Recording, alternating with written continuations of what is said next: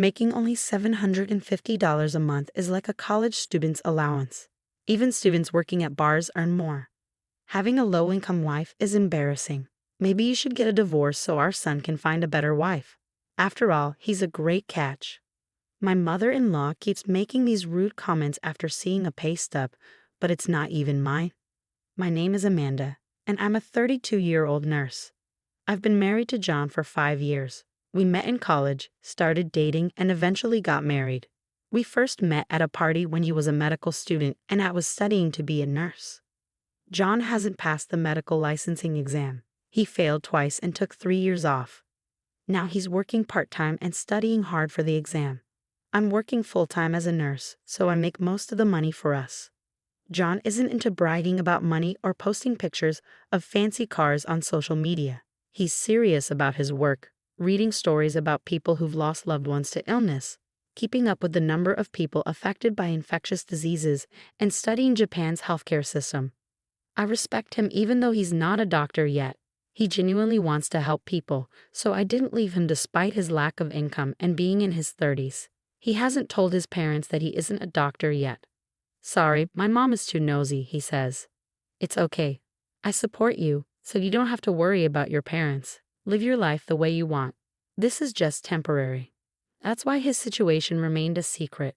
No one knew because he worked as a night security guard at the hospital where I worked. This way, he was technically employed there. He had enough knowledge and information from my stories to sound like a doctor. So when his parents, who rarely saw us, asked about him, I said yes, patients really like him. I believe that while cruel lies can hurt people, kind lies can sometimes save them. Telling a patient you have 3 months left and there's no chance of recovery is like starting a countdown. It's better to say, you look good today and you ate a lot. That's how people are. On the other hand, my mother-in-law is very different from my serious and honest husband. She has a harsh personality and is a typical overbearing mother-in-law. She looks down on me for being just a nurse married to her son, the doctor. There must have been so many better options, like a beautiful dermatologist. I always apologize and bow my head when she says things like that. I wholeheartedly support my husband in his pursuit of becoming a doctor, but right now, he's just a high school graduate with a lot of medical knowledge working part-time. He's not even a medical intern yet. However, my husband is genuinely grateful, often saying, "Thank you for everything always." So I silently support him. I'm also very busy with my work. Our combined income is barely enough to make ends meet, but it couldn't be helped. I didn't care much about money because I admired Florence Nightingale and wanted to help people. Currently, I'm a nurse in internal medicine, which has the heaviest workload. Wanting more money doesn't even cross my mind. As long as we can live, eat, and stay healthy, that's enough. Isn't that what life is really about? Even though I'm the one supporting my husband's living expenses and tuition, my mother-in-law tells everyone in the neighborhood, my son is a doctor and earns well.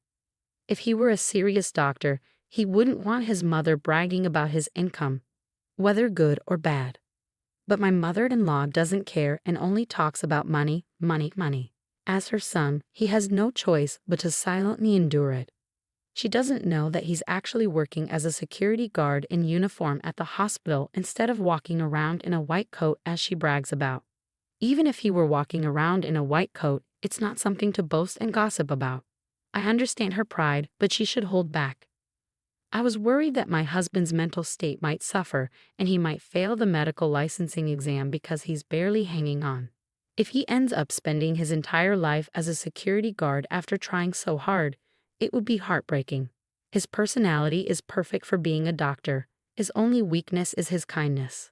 That's why my mother-in-law makes up stories and says things like, "My son makes $373,000 a year." For him, knowing that's false just adds more pressure. I once gently expressed my concern to her. I think it would be better for the patients if he didn't talk so much about his job because it might cause problems. After all, if you think about it from the opposite perspective, would you want to go to a doctor whose mother is constantly boasting about him when you're sick? But my mother-in-law doesn't care. Be quiet, you're just a nurse. You should feel lucky to marry a doctor. It's like winning a $3 million lottery. Money can't buy respect. You're just a nursing school graduate. She says mean things. I'm sorry. Thank you for letting me marry John. I respect him as a doctor and as a person, so please leave him alone. You're so annoying. We can make him divorce you and marry someone else. It would be sad if our future grandchild gets your low IQ. She's being really mean. But I stayed quiet. Compared to saving lives or feeling like I'm doing important work, my mother-in-law's mean words didn't bother me much. I didn't take her seriously, but one day she showed up at our house uninvited. Our house is a 30-minute train ride from theirs, so we don't see them often. I'm busy with work, so I'm not around them much. That's why she didn't know the truth until now. Wow, this house is small. Why does my son, who I'm so proud of, have to live in such a poor-looking place? She said loudly. She looked at the row of medical books and said, well, he is my son, and took a picture with her phone. But most of the books were for the national medical exam, so I felt nervous. Since this year's books were there, it might show he's still studying. I tried to stay calm, but my heart was racing. Mother-in-law, I'm sorry. We're both busy with work, so we haven't had time to find a bigger place, especially recently. I hinted for her to leave. But then she started looking around our house. What's with these strange dishes? If you're a doctor, you should buy fancy ones. Yes, I'm sorry. They're from a cheap store. What? Cheap store? I'm getting rid of them. No, we didn't have much money because we were spending it on my husband's textbooks and tuition. So we saved money on things like plates that didn't affect our basic meals. As long as we could eat off them, it was okay. Right now, passing his exams was the most important thing. At that time, my husband happened to be working as a security guard at the hospital. It was a good thing he wasn't home. I didn't want him to get upset, so I wanted to get my mother-in-law to leave while he was at work. But she kept going through our stuff.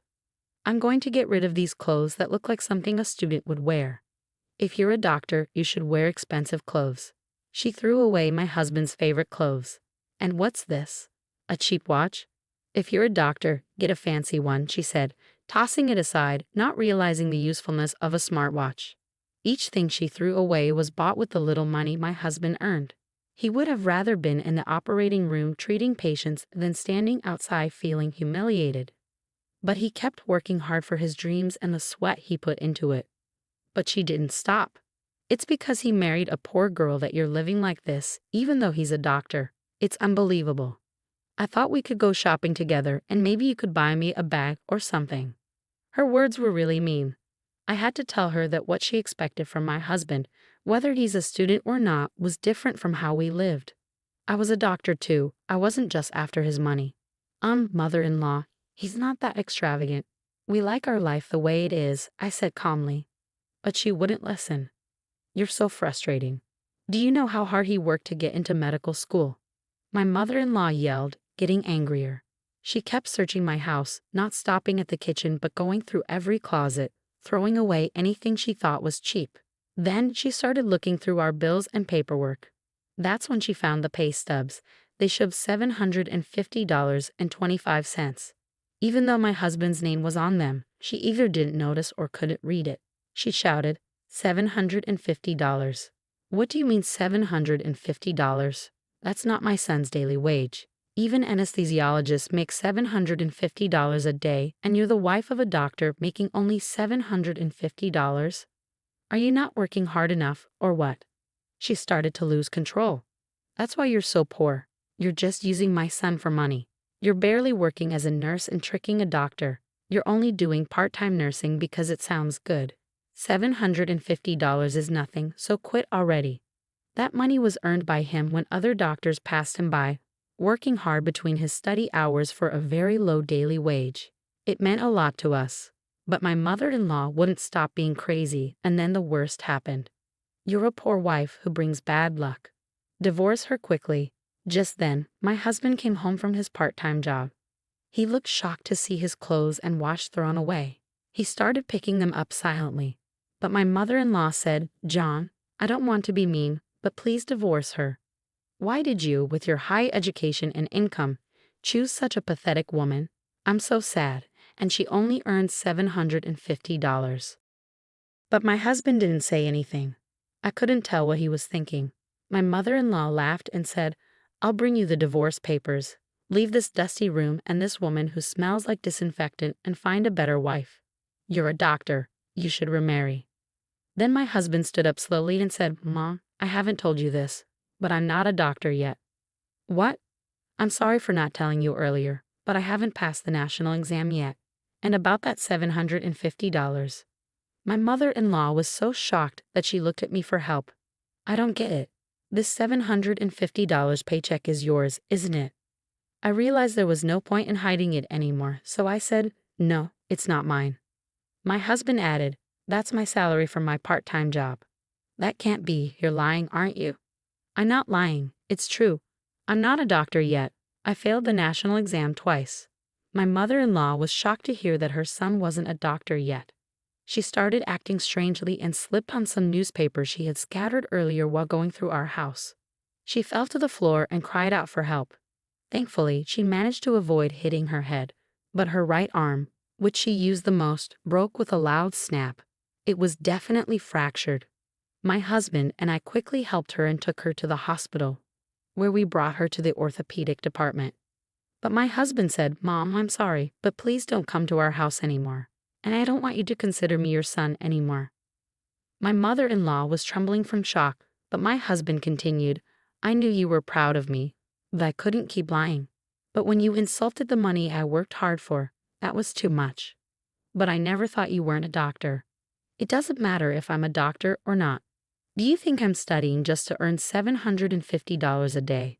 I'm an adult, and it seems like we have different values, so let's end our relationship." It seemed like my husband had truly decided to cut ties with his mother. She, who had found purpose in boasting about her son, seemed completely heartbroken. Nowadays, she stays at home, too embarrassed to face her neighbors. That same year, my husband passed the medical licensing exam. Despite being a bit older, he started working as a resident physician and did exceptionally well, always showing kindness, like offering tea to the security guards. Our days became peaceful and happy. If my mother-in-law had just waited a few more months, her dream would have come true, and she could have seen him in his white coat. It's really a pity, but she brought it upon herself.